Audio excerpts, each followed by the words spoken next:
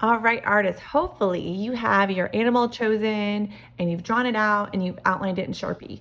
Don't forget to erase all those pencil lines that you might have because we don't want to see those. We want people to think we just drew perfectly the first time with Sharpie. That's a fun illusion, right?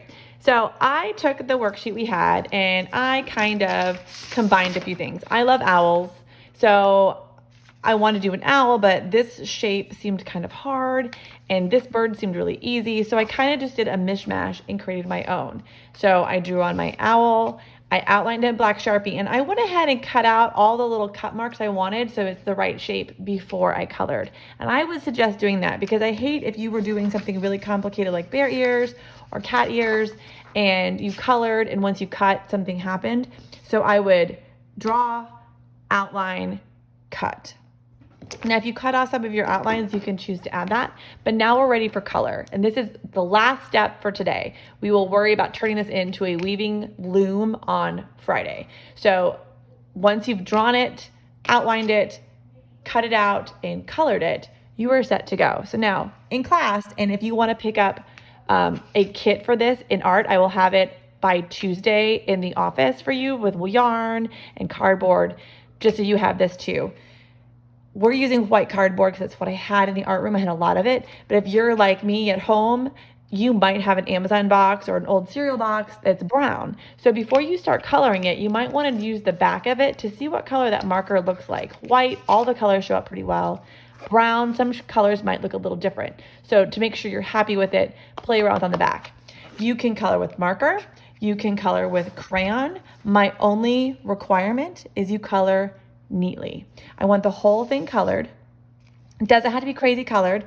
You want to keep the background here where the body is a pretty simple, solid color because we're going to add all that really colorful yarn in the middle, so it's going to get covered up. So don't spend a lot of time in the middle.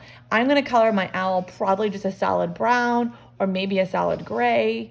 I was thinking about leaving it white, but I don't think so. I think I'm going to color it gray because I really want the yarn I choose to pop. So remember, the center part is where we're going to put our colorful fabric weaving, and we don't want to over color it. So no crazy patterns in the middle. So I started coloring with my marker. I'm coloring nice and slow using the side, and that's what I expect. If you are using marker, I expect good craftsmanship, taking your time, staying in those lines, and no scribble scrabble, right guys? If you're using crayon, you can use a combination of both. Make sure you're coloring smoothly. Now, cardboard has a texture, so if you start coloring with crayon, you're probably gonna get a texture. Just try your best, okay? If you have any questions, let me know. I'm gonna continue coloring my owl. You probably don't wanna watch Mrs. Cole do that, so I'm gonna let you go. This is due by Thursday. I would like to see your animal cardboard loom all ready to go, drawn, outlined, and colored. When you have this complete, take a picture and upload it to our Google Classroom assignment where this video is, and you're all set to go.